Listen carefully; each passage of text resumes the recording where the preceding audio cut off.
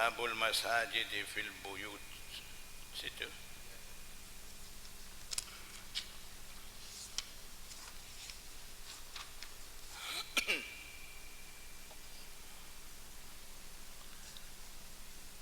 Bismillahirrahmanirrahim. Babul masajid fil buyut.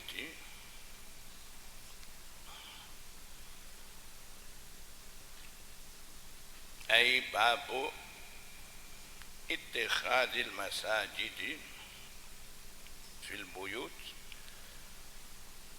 Bab berkenaan dengan mengambil ataupun mengadakan tempat semayang di dalam rumah.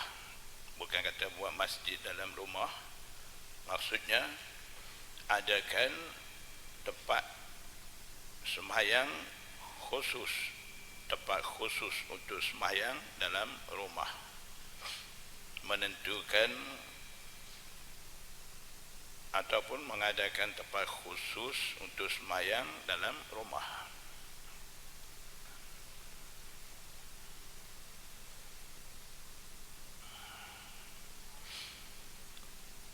وصلى البراء بن عازب في مسجده في داره جماعة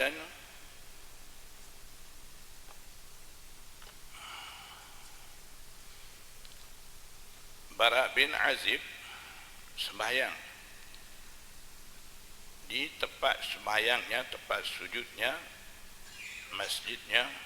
Jadi tempat sujud itu panggil masjid. Buat di rumah khusus tempat sembahyang, tempat sujud, itu nama masjid juga. Bara bin Azib sembahyang di masjidnya. Masjid itu ada di rumahnya, maksudnya tempat sujud, tempat dikhususkan untuk sembahyang dalam rumah dia, berjemaah dengan ahli keluarga dia. Dia sembahyang berjemaah di rumah dia.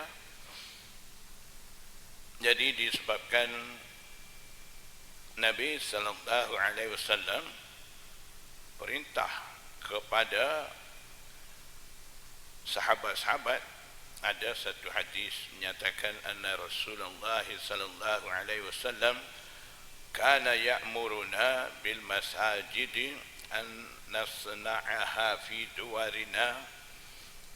Nabi sallallahu alaihi wasallam perintah kami adakan tempat sembahyang di dalam rumah-rumah kami.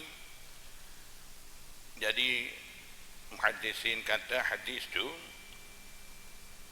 mempunyai dua maksud. Satunya, sahabat-sahabat kata Nabi sallallahu alaihi wasallam perintah supaya kami adakan tempat khusus untuk sujud sembahyang di rumah. Dan yang kedua, Nabi sallallahu alaihi wasallam perintah kepada kami kumpulan sahabat supaya kami bangunkan masjid di perkampungan masing-masing. Jadi Imam Bukhari daripada asar Bara bin Azib dan hadis kita akan baca selepas ni, Imam Bukhari menguatkan maksud yang pertama, iaitu daripada hadis yang Nabi sallallahu alaihi wasallam perintah kami kumpulan sahabat ni adakan tempat sembahyang dalam rumah.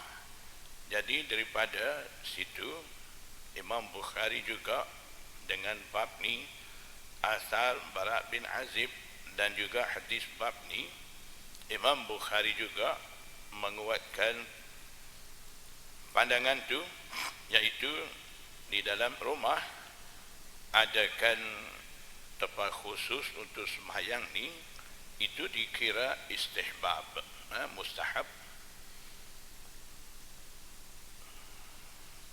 jadi daripada terjematul bab dan hadis bab ni, Imam Bukhari juga isyarat kepada penentuan makna pertama daripada dua makna yang disebut tadi.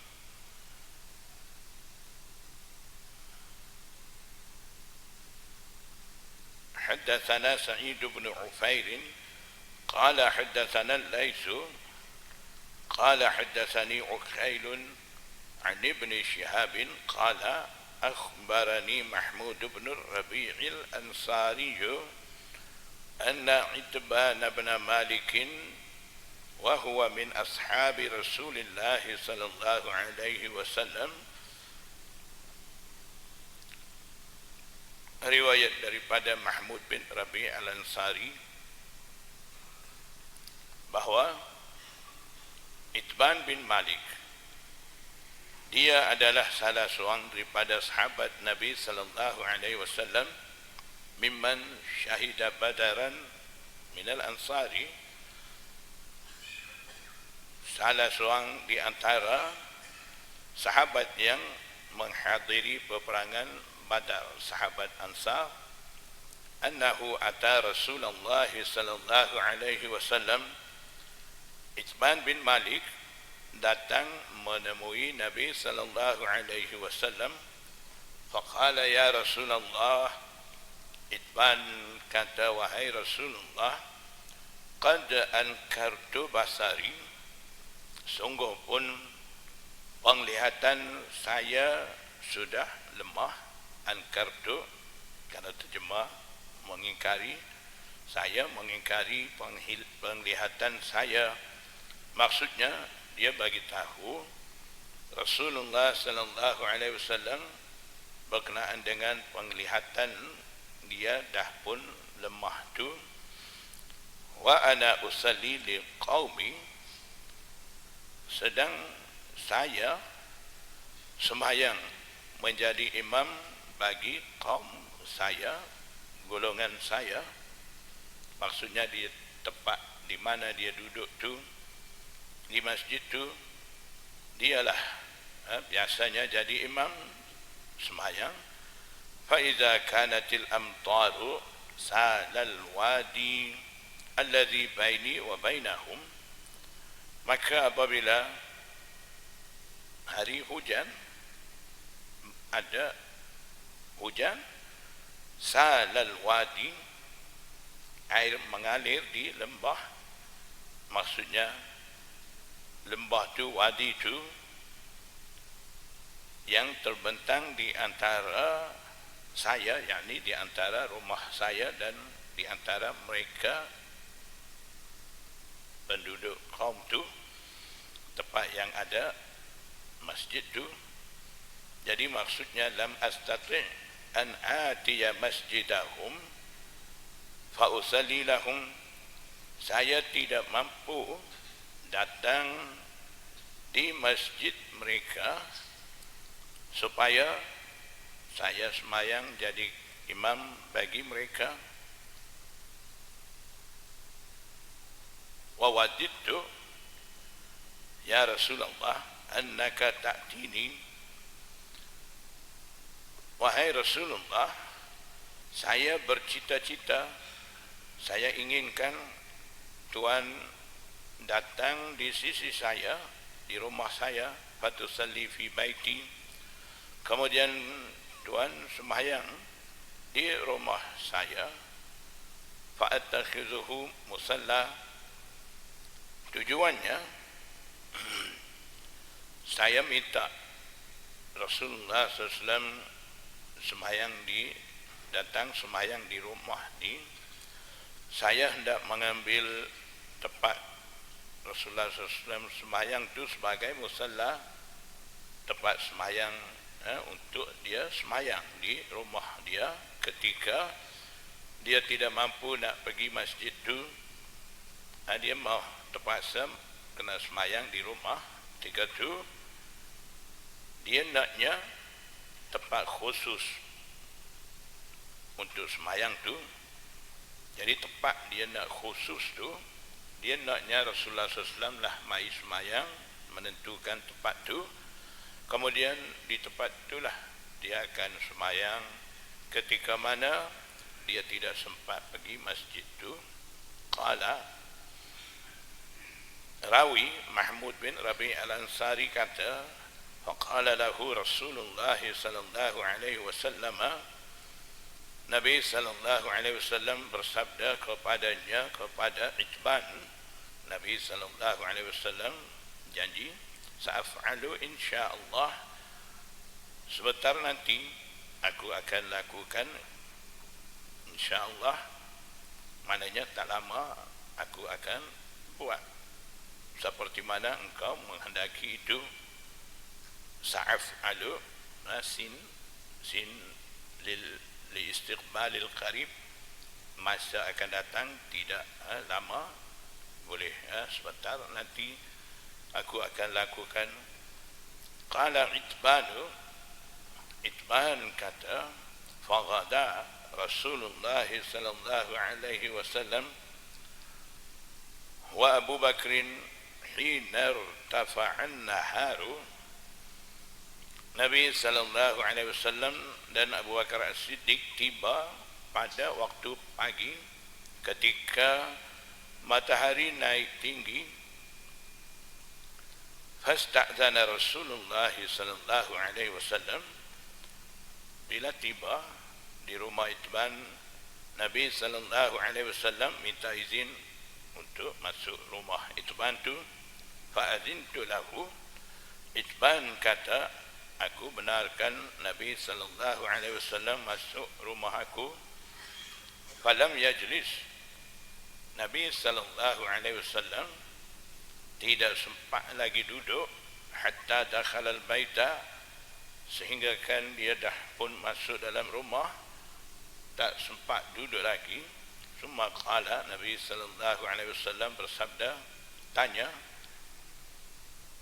aina tuhibbu an usalliya min baitika, di mana engkau suka aku semayang daripada rumah engkau tu. Jadi Nabi sallallahu alaihi wasallam bila Itban jemput, datang rumah dia, masuk rumah, dia tanya dulu, di mana tempat engkau menghendaki aku sembahyang dalam rumah engkau tu. Nabi SAW mau sembahyang dulu. Ada juga ketika Ummu Sulaim, ibu Anas bin Malik, jemput Rasulullah SAW ke rumah dia. Rasulullah SAW masuk rumah Ummu Sulaim, ibu Anas bin Malik tu. Nabi SAW makan dulu. Kemudian Nabi SAW panggil semua sekali semayang di rumah Ummu Sulaim tu. Nabi SAW jadi imam, Anas bin Malik dan seorang lagi di belakang Rasulullah SAW, dua orang, dan Ummu Sulaim di belakang sekali semayang sunat.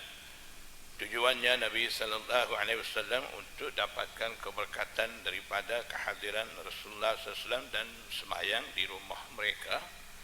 Jadi ketika itu Nabi SAW tidak semayang dulu, makan dulu. Sekarang di rumah Itban pula Nabi SAW semayang dulu, kemudian barulah jamuan tu.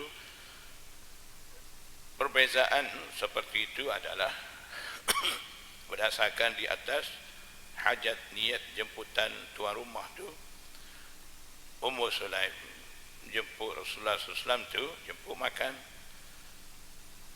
Nabi SAW selepas makan, dia yang inginkan semayang supaya dapat keberkatan daripada kehadiran Rasulullah SAW di rumah ibu Anas bin Malik tu. Jadi sebab tu Nabi SAW makan dulu. Rumah Itban ni, tujuan Itban ajak Rasulullah SAW ni, jemput Rasulullah SAW ni, nak minta Rasulullah SAW semayang, tentukan tempat semayang untuk dia. Jadi sebab tu Nabi sallallahu alaihi wasallam masuk dia tanya mana mau semayang, dia semayang dulu. Qala, Itban kata, fa asyartu lahu ila nahiyatin minal baiti, aku isyarat tunjuk kepada Nabi sallallahu alaihi wasallam ke satu sudut daripada rumah. Mana tempat sudut mana dia nak tentukan tempat sembahyang tu, dia pun tunjuk ke situ. Faqama Rasulullah sallallahu alaihi wasallam fakabbara, Nabi sallallahu alaihi wasallam diri, kemudian takbir, mula sembahyang. Faqumna fasaffafna fasalla raka'ataini, kami juga berdiri beratur saf baris di belakang Rasulullah SAW. Kemudian Nabi sallallahu alaihi wasallam sembahyang 2 rakaat. Jadi Nabi sallallahu alaihi wasallam, Abu Bakar As-Siddiq, Itban bin Malik dan siapa-siapa ada di rumah sekali sembahyang berjemaah, sembahyang sunat di rumah Itban bin Malik.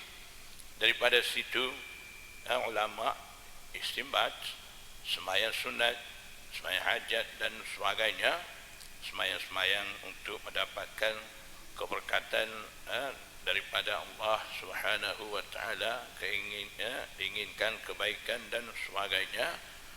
Sembahyang tu boleh, sembahyang nawafil, sembahyang sunat tu boleh, sembahyang berjemaah.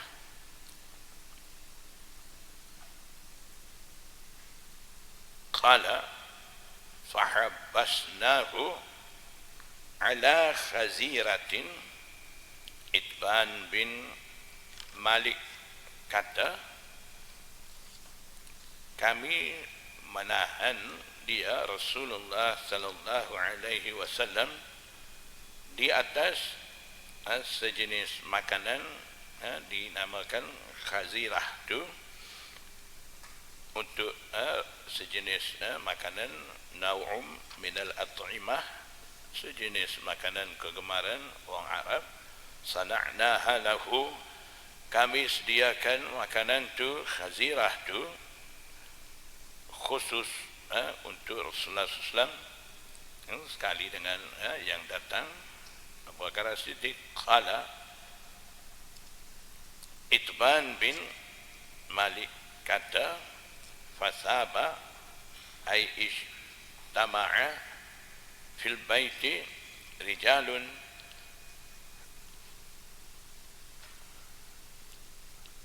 min ahli dari zawu adadin fajtama'u, himpun di rumah beberapa orang lelaki daripada penduduk kampung, beberapa banyak bilangan, sampailah mereka terhimpun. Maksudnya bila dengar Rasulullah sallallahu alaihi wasallam tiba di rumah Itban bin Malik, penduduk kampung ada di sekitar rumah Itban bin Malik tu, mereka juga datang ziarah, jumpa Rasulullah sallallahu alaihi wasallam. Jadi seperti biasa, orang alim, orang salih, orang hebat datang masuk mana-mana tempat. Di situ ada orang-orang tempatan, orang datang daripada tempat lain mai mengunjungi orang-orang alim tu, orang salih tu, orang ada kenamaan itu. Jadi seperti biasa, bila Rasulullah SAW tiba di rumah Itban bin Malik, ramai datang menziarahi Rasulullah sallallahu alaihi wasallam. Faqala qailum minhum, yang kata seorang di antara mereka, dia kata, aina Maliku bin Dukhayshin aw ibn Dukhshun, di mana Malik bin Dukhayshin ataupun Malik bin Dukhshun. Jadi tanya ni, ramai orang dengar berita kedatangan Rasulullah sallallahu alaihi wasallam, mai jumpa, mai ziarah. Dia tu dengar juga berita Rasulullah SAW datang rumah Itban tu, tapi tak nampak dia tidak mari. Jadi sebab tu ada yang tanya mana dia. Faqala ba'duhum, setengah daripada mereka yang ada di rumah Itban tu jawab kata, zalika munafiqun, dia tu munafik, la yuhibbullaha wa rasulahu, dia tidak suka Allah dan Rasul, sebab itulah dia tak mai. Faqala Rasulullah sallallahu alaihi wasallam, mendengar itu Nabi sallallahu alaihi wasallam bersabda, la taqul dalika, jangan cakap itu, jangan cakap begitu, tak baik. Ala tarahu qad qala, tidakkah kamu melihat dia tu dah pun ucap la ilaha illallah, yuridu bidzalika wajh Allah, dia tu menghendaki dengan mengucap la ilaha illallah tu keridaan Allah subhanahu wa ta'ala.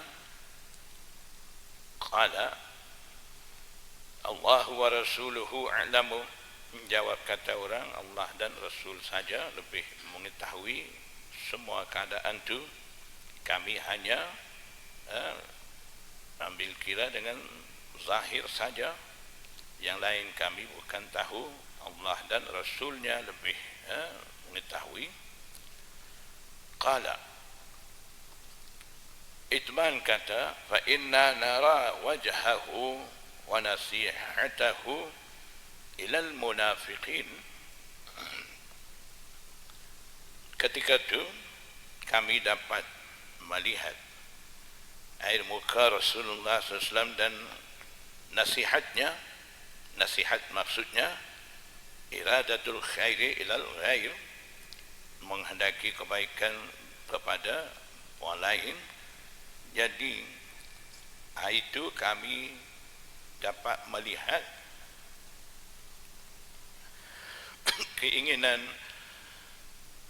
yang baik daripada Rasulullah sallallahu alaihi wasallam, menghendaki kebaikan oleh Rasulullah sallallahu alaihi wasallam kepada golongan munafikin.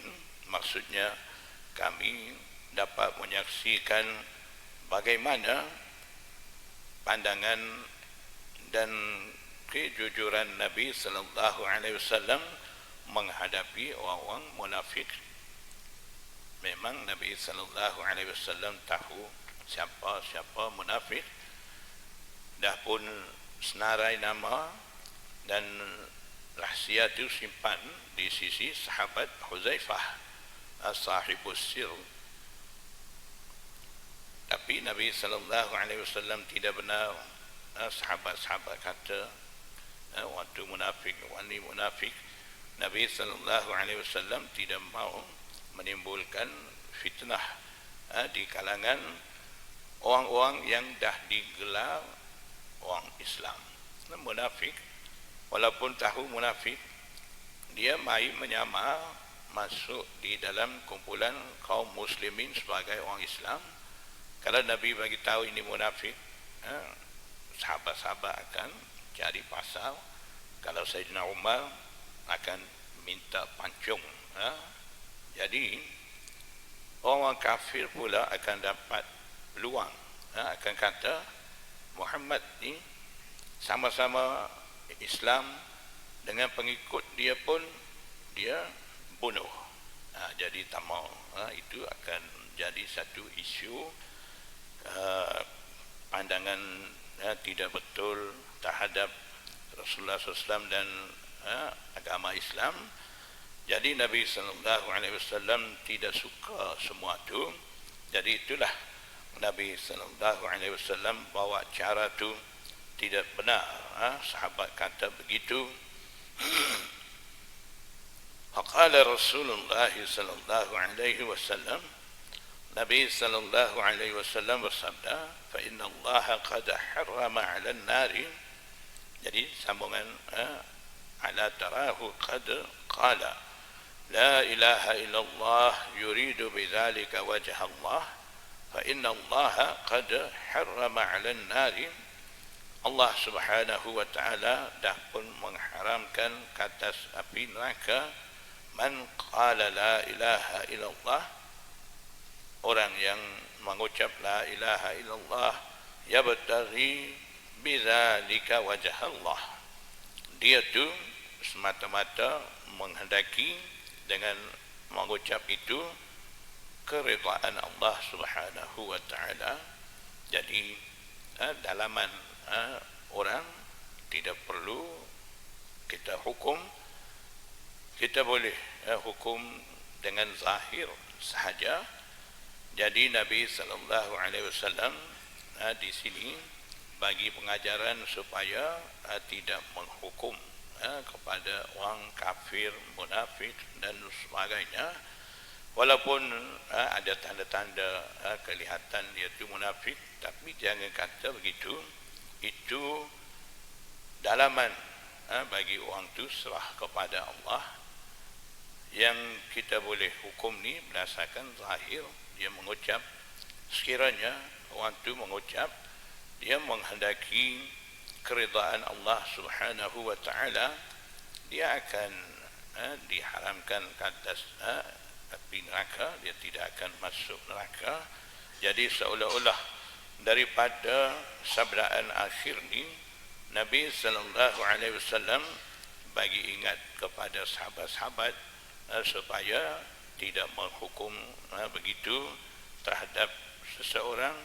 Dan juga satu sudut lagi, Nabi sallallahu alaihi wasallam bagi ingat kepada munafikin juga supaya mereka mengucap ni dia semata-mata tujuan mereka ni untuk mencari keridaan Allah. Jangan-jangan dengan sebab mau dapat perlindungan daripada dibunuh ataupun kena bayar jizyah, mau elak daripada pembayaran tu, jangan masuk campur niat-niat lain. Masuk Islam mengucap hanya satu, untuk mencari keridaan Allah, orang tu akan dapat lepas daripada api neraka. Qala Ibnu Syihab, Imam Zuhri, dia kata, "Summa sa'altul Husain bin Muhammad al-Ansari." Kemudian saya tanya kepada Husain bin Muhammad al-Ansari. Jadi kita tengok balik dalam sanad hadis bab tu, di situ ada haddatsani Uqailun an Ibn Syihab. Di situ ada Ibnu Syihab ni, dia riwayat daripada Mahmud bin Rabi' al-Ansari. Sekarang dia tanya ni kepada Husain bin Muhammad al-Ansari, dia tanya apa? An hadis Mahmud bin Rabi', tentang hadis yang dia riwayat daripada Mahmud bin Rabi' itu. Sejauh mana hadis itu, sama ada benar ataupun tidak, dia mengambil sokongan daripada Husain bin Muhammad al-Ansari itu. Memang dia dah yakin, dia dah pun riwayat, nak cari sokongan tambahan daripada Husain bin Muhammad. Dia tu wa huwa ahadu bani Salimin wa huwa min saratihim ay khiyarihim.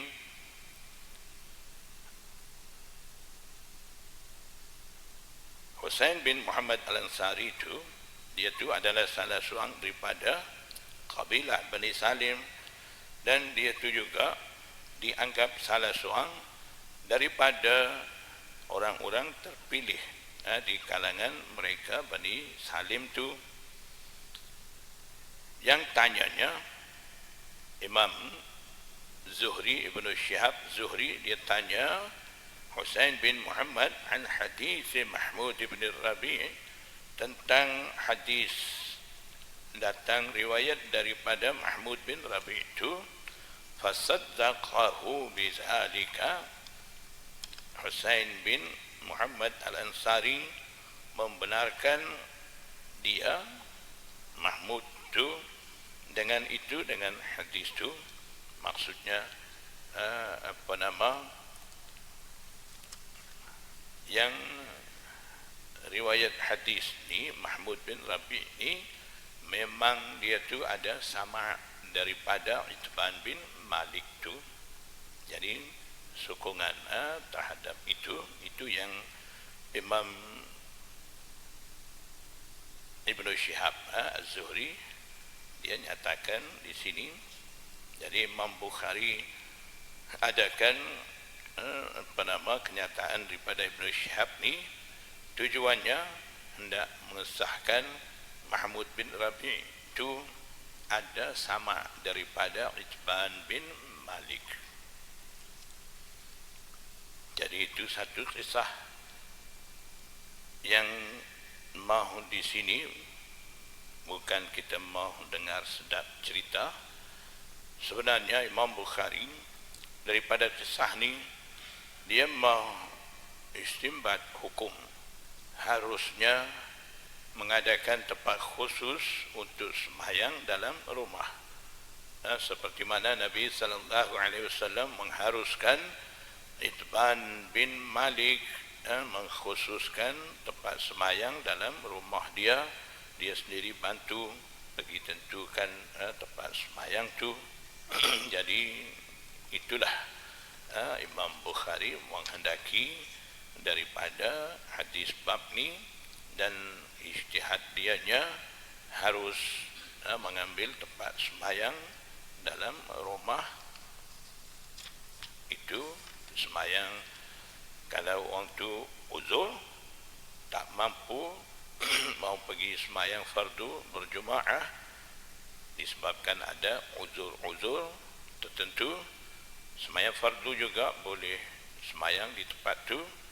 Kalau mampu pergi masjid sembahyang berjemaah, tempat dikhususkan itu untuk sembahyang sunat, nawafil dan sebagainya di rumah. Babut tayammun fi dukhulil masjid wa ghairihi. Tayammun bukan tayammum. Tayammun maksudnya al-bada'atu bil yamin, memulakan dengan arah kanan,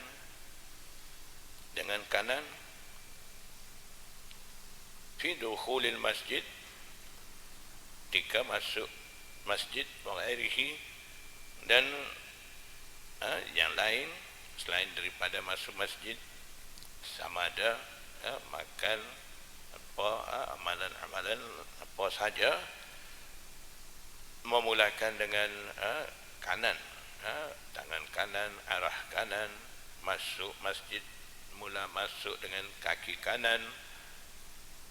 Wa kana Ibnu Umar yabda'u bi rijlihi al-yumna fa idza kharaja bada'a bi rijlihi al-yusra. Abdullah bin Umar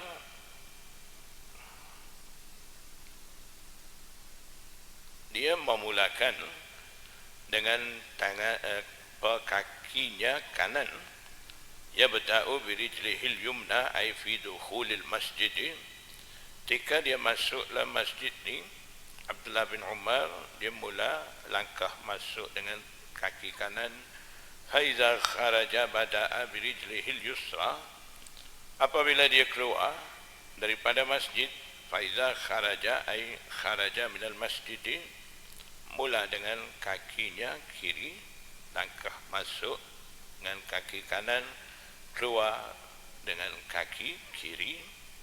Itu adab yang diajar oleh Rasulullah sallallahu alaihi wasallam kepada sahabat-sahabat. Contoh Imam Bukhari ambil masuk di sini Abdullah bin Umar, bukan kata dia seorang ikut amalan sunnah Rasulullah SAW.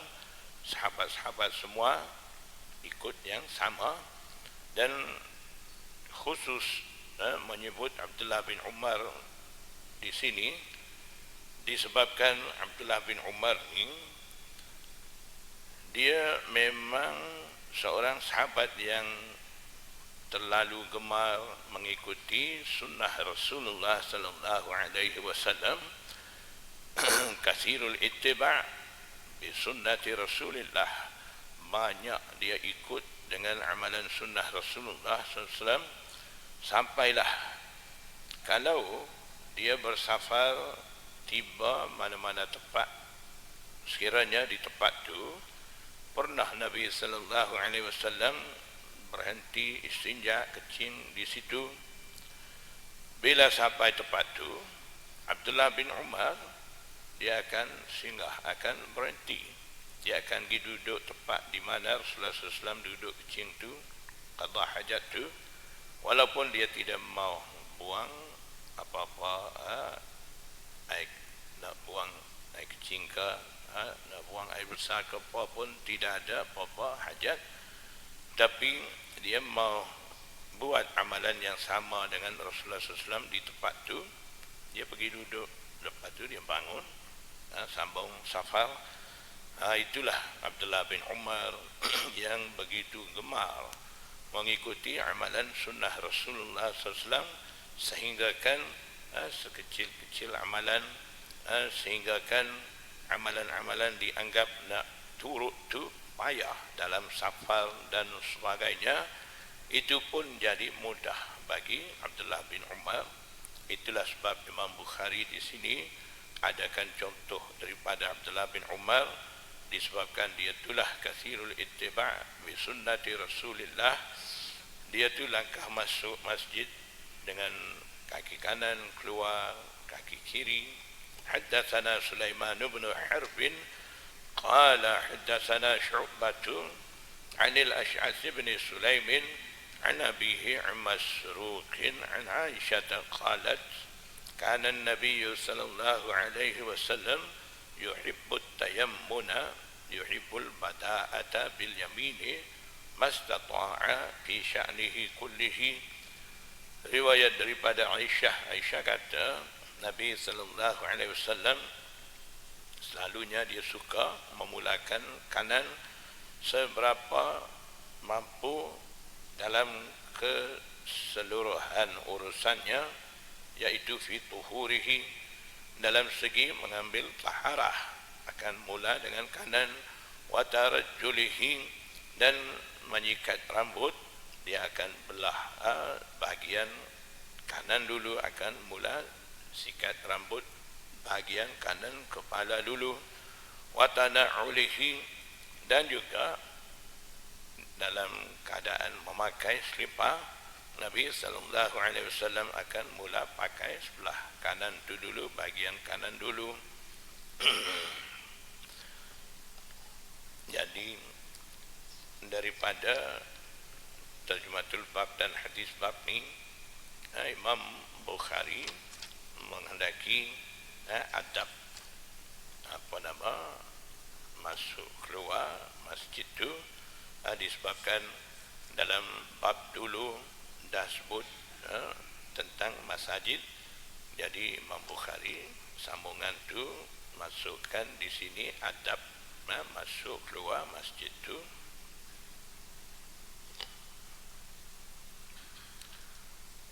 Babun hal tunbashu qubur musyrikil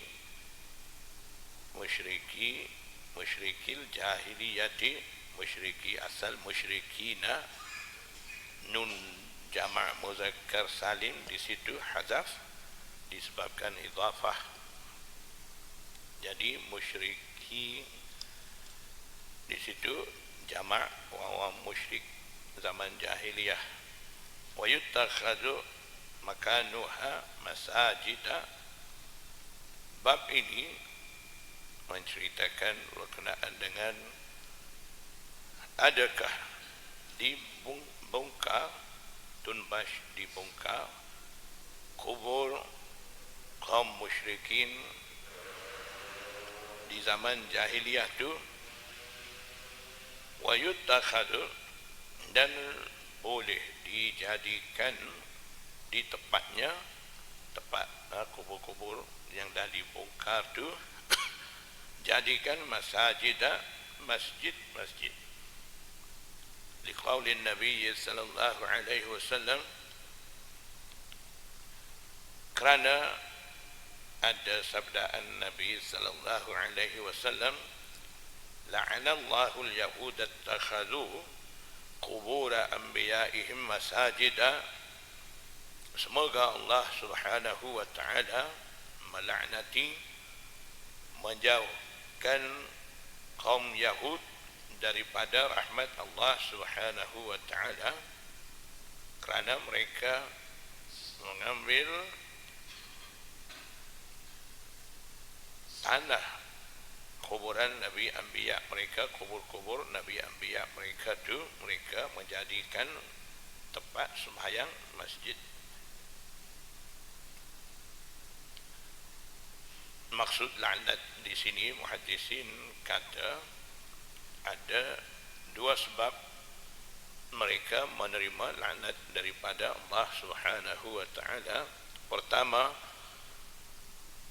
mereka mengagung-agungkan dengan kubur Nabi Anbiya itu, dan juga mereka ghulu, terlampau fanatik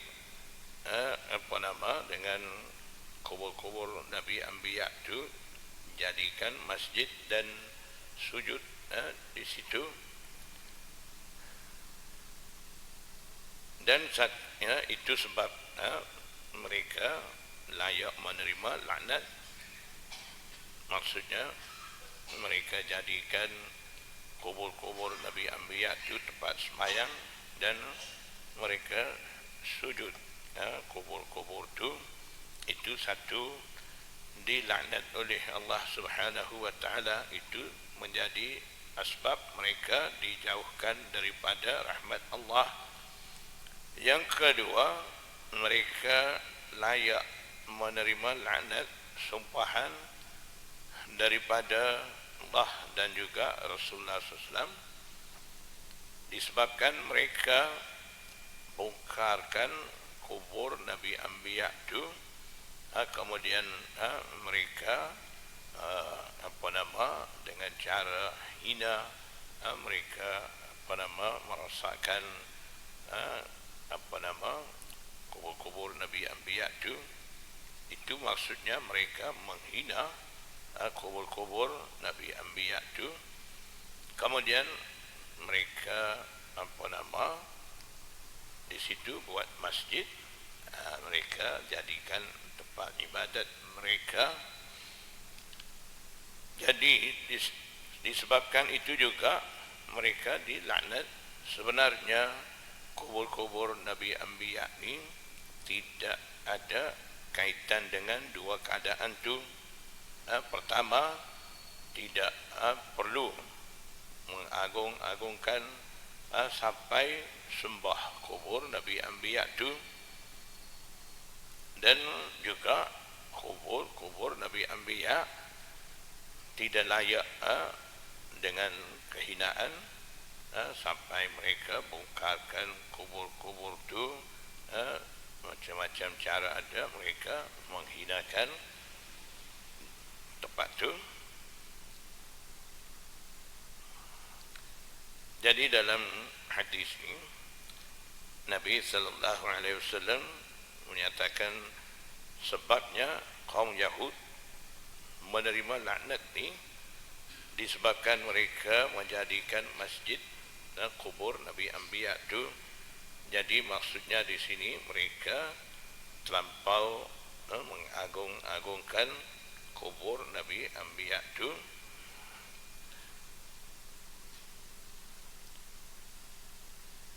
Wa ma yukrahu minas salati fil qubur, dan tidak ditegah, tidak dianggap makruh sembahyang di kubur-kubur. Maksud sembahyang di kubur-kubur maksudnya sembahyang di atas kubur ataupun sembahyang menghadap ke arah kubur ataupun sembahyang bainal qabraini, di antara dua kubur, itu semua tidak dianggap makruh ataupun tidak dikira amalan tidak disukai di dalam syariat Islam. Wara'a Umaru, Sayyidina Umar melihat Anas bin Malik yusalli inda qabrin, Anas bin Malik sembahyang di sisi kubur, berhampiran dengan kubur. Faqala, Sayyidina Umar kata, al-qabra, al-qabra, situ ada kubur.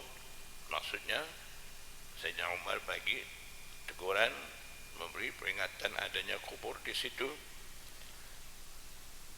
Anas bin Malik tidak batalkan sembahyang semula dan sebagainya, tidak buat, teruskan sembahyang, sebab Anas bin Malik juga tahu sembahyang berdekatan dengan kubur ni tidak membatalkan sembahyang, tidak ada larangan keras, larangan haram dan sebagainya, tidak ada.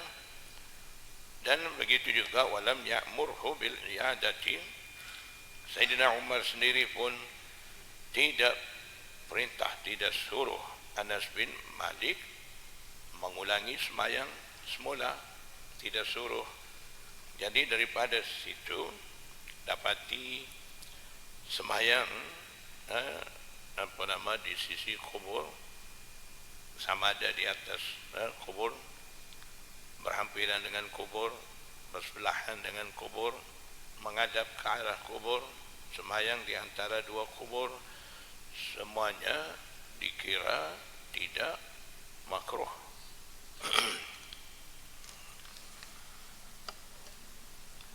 حدثنا محمد بن المثنى قال حدثنا يحيى عن هشام قال أخبرني أبي عن عائشة أن أم حبيبة وأم سلمة رضي الله تعالى عنهما ذكرتا كنيسة رأتاها بالحبشة فيها تصاوير.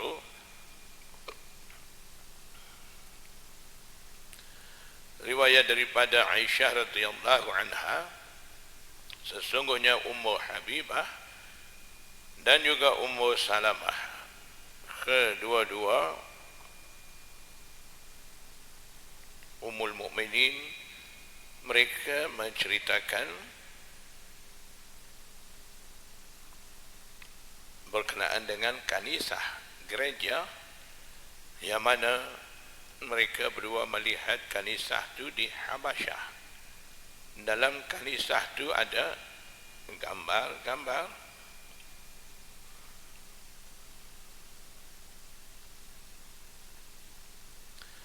Fadzakarata dzalika lin-nabiy sallallahu alaihi wasallam, mereka berdua menceritakan yang tu apa mereka melihat di kanisah Habsyah, ada gambar-gambar dalam tu, cerita kepada Nabi sallallahu alaihi wasallam. Faqala inna ulaika, mereka itu yang ibadat di kanisah tu, gereja tu, mereka tu Yahud tu, idza kana fihimur rajulus salihun famata, apabila ada di kalangan mereka rajul salih, orang salih, orang baik, sama ada salihin, nabi anbiya, apabila meninggal, banau ala qabrihi masjidan, mereka membangunkan, adakan binaan di atas kubur rajul salih itu, adakan masjid. Wasawwaru fihi tilkas suwara, kemudian mereka melukis padanya, pada binaan bangunan tu, kanisah tu, gambar-gambar itu, gambar orang salih, gambar siapa-siapa mereka lukis di situ. faulaika syirarul khalqi indallahi yaumal qiyamah. Mereka itulah sejahat makhluk di sisi Allah Subhanahu wa taala pada hari kiamat.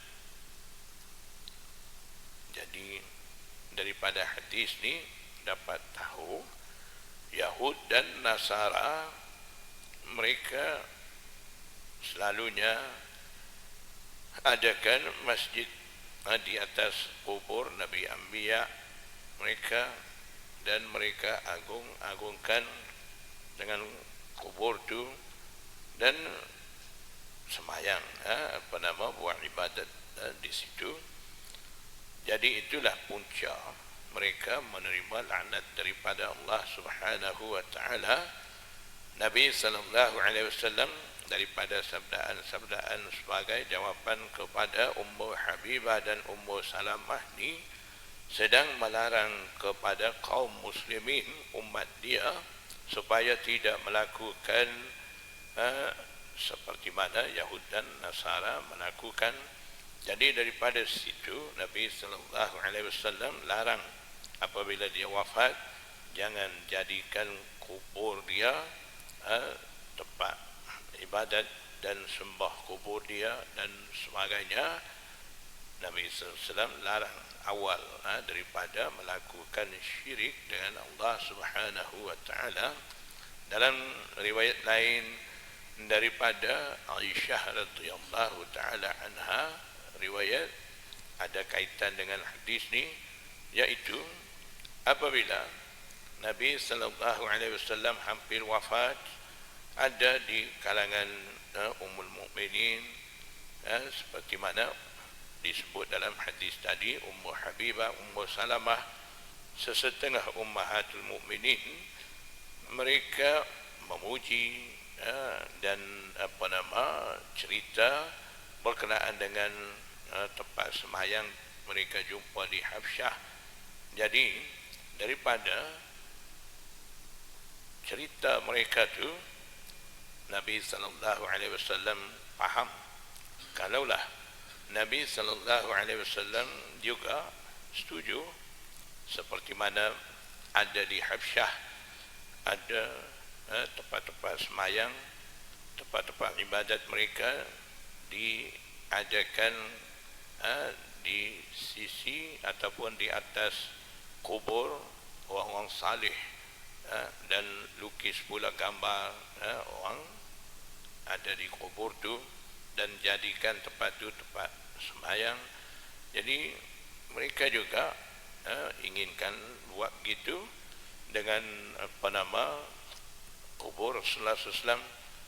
Jadi ketika itulah Nabi sallallahu alaihi wasallam bersabda hadis ni, dan bagi peringatan kepada ummahatul mukminin khususnya dan sahabat-sahabat umumnya kepada umat dia supaya tidak jadikan kubur dia sebagai tempat sembah.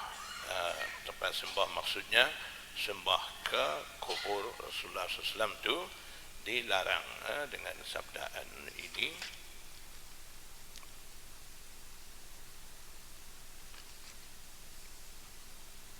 حدثنا مسدد قال حدثنا عبد الوارث عن أبي التياح عن أنس قال riwayat daripada Anas bin Malik, qadima an-nabiy sallallahu alaihi wasallam al-Madinah, Nabi sallallahu alaihi wasallam tiba di Madinah, fanazala ala al-Madinati, Nabi sallallahu alaihi wasallam singgah di tempat bahagian tertinggi di Madinah, fi hayyin ay fi qabilatin, pada satu kabilah.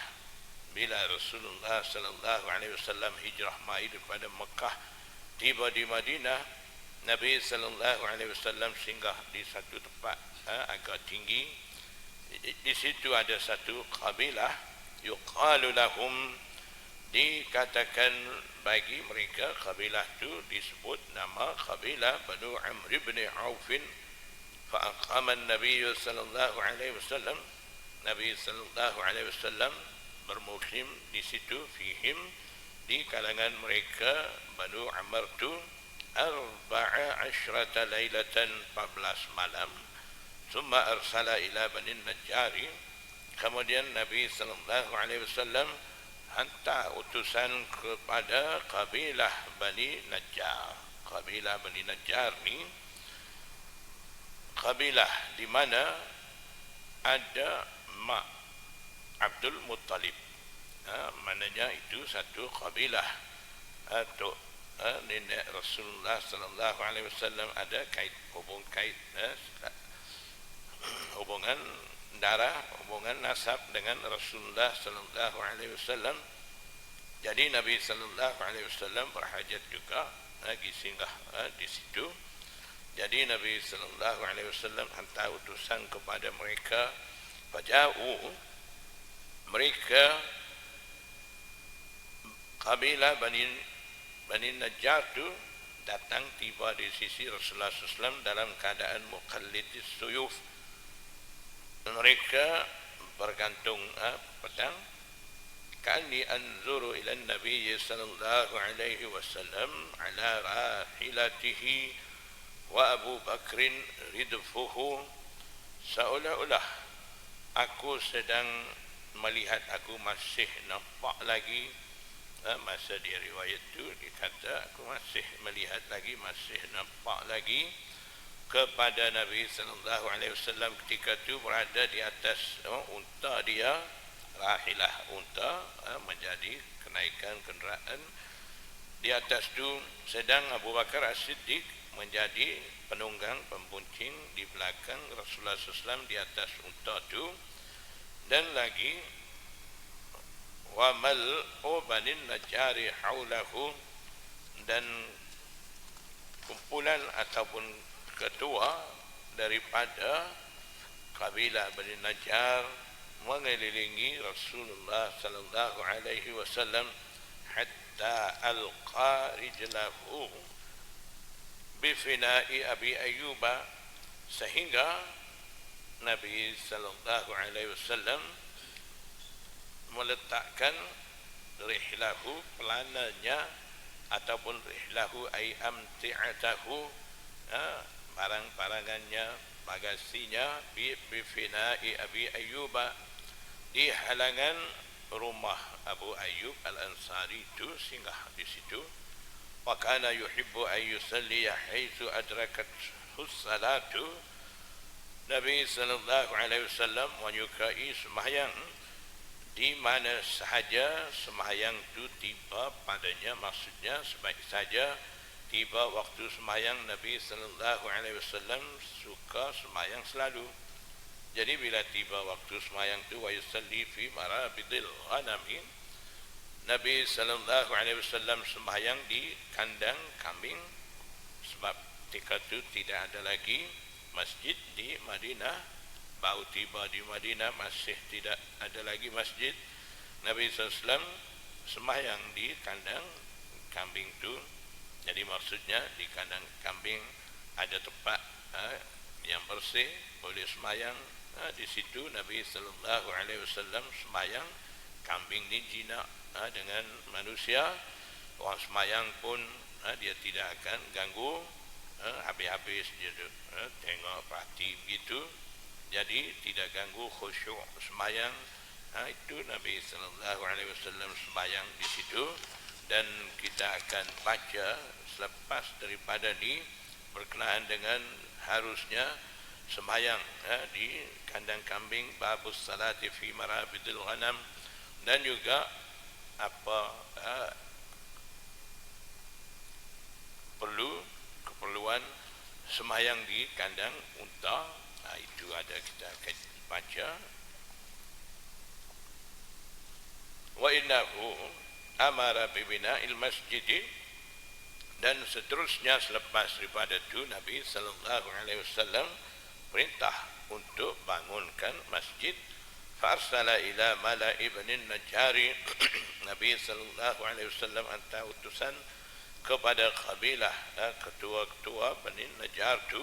Faqala ya Bani Najjari, ataupun kepada malak jama'atu Bani Najjar, kepada kumpulan Bani Najjar tu.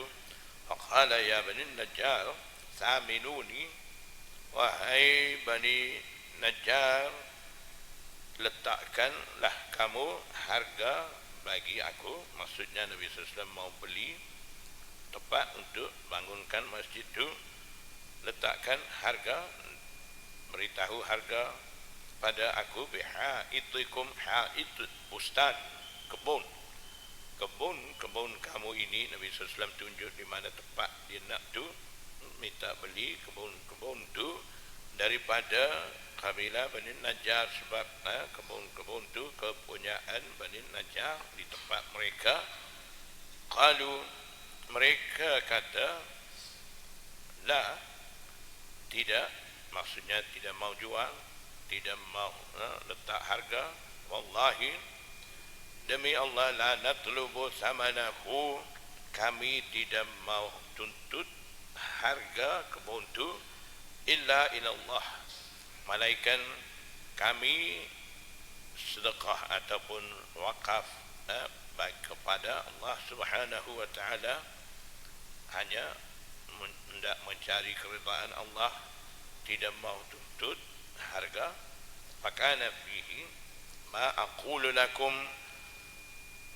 Anas bin Malik kata, ada di tempat tu tempat kebun-kebun Bani Najjar tu, apa yang aku katakan kepada kamu, iaitu kuburul musyrikin. Dalam kebun-kebun tu ada kubur-kubur musyrikin, ada wa fihi khirabun, dan juga ada runtuhan rumah, wa fihi nakhlun, dan ada juga batang kurma. Jadi perlu banyak cuci kawasan tu untuk bina masjid tu. Fa amara Nabi sallallahu alaihi wasallam bi quburil musyrikin fanubishat. Nabi sallallahu alaihi wasallam perintah supaya kubur-kubur musyrikin tu dibongkar. Jadi di sinilah munasabah terjematul bab dan hadis bab ni. Daripada potongan hadis inilah Imam Bukhari adakan terjematul bab hal tunbashu qubur musyrikil jahiliyah wa yutakhadhu makanuha masajid. Maksudnya harus membongkarkan kubur-kubur musyrikin tu, kemudian jadikan masjid di tempat tu. Jadi sekarang Nabi sallallahu alaihi wasallam dah pun perintah pada sahabat-sahabat Ansar yang ada di Madinah supaya membongkarkan kubur-kubur musyrikin tu. Summa bil khirabi fasuwiyat. Kemudian Nabi sallallahu alaihi wasallam perintah pula supaya suwiyat, diratakan runtuhan rumah tu. Wa bin nakhli faquti'a, dan Nabi sallallahu alaihi wasallam perintah juga supaya dipotong batang-batang kurma tu. Fasafun nakhla qiblatal masjidin, kemudian mereka susun batang-batang kurma tu arah kiblat masjid tu. Waja'alu idadataihil hijarata, dan batu mereka adakan, yakni susun di sebelah kiri dan kanan masjid tu. Idadatai al-masjid, bahagian kiri kanan masjid tu letak batu. Waja'alu yanquluna as-sakhra wa hum yartajizuna. Waja'alu ay wa syara'u, mereka mula mengangkut batu sambil mereka yartajizun, melakukan syair, sambil melakukan syair-syair mereka angkut batu gotong royong, pakak-pakak mau bangun masjid. Wan nabiyyu ma'ahum, Sedang Nabi sallallahu alaihi wasallam juga bersama dengan mereka dalam urusan membangunkan masjid di situ. Wa huwa yaqulu, Nabi sallallahu alaihi wasallam juga sambil kata, sambil ucap syair, yaitu Allahumma la khaira illa khairul akhirah. Wahai Allah, tidak ada kebaikan yang menguntungkan kecuali kebaikan di akhirat. Faghfir lil ansari wal muhajirah, maka ampunilah dosa-dosa kaum ansar dan muhajir itu. Nabi SAW juga baca syair yang membawa maksud itu. Jadi daripada hadis-hadis ni, Imam Bukhari menyatakan harusnya membongkarkan kubur musyrikin dan bina masjid di tempat itu. Jadikan tempat sembahyang itu harus, asalkan jangan ada kubur sekiranya, wa masjid dengan tujuan ta'zim, mengagung-agungkan kubur tu ataupun sembah kubur tu. Yang tu Nabi sallallahu alaihi wasallam tidak mau. Kalau buat masjid betul-betul sembahyang, tidak ada apa-apa berlaku syirik dan sebagainya, itu tidak menjadi masalah harus. Itulah yang menghendaki oleh Imam Bukhari daripada terjematul bab dan hadis-hadis ni. Wallah.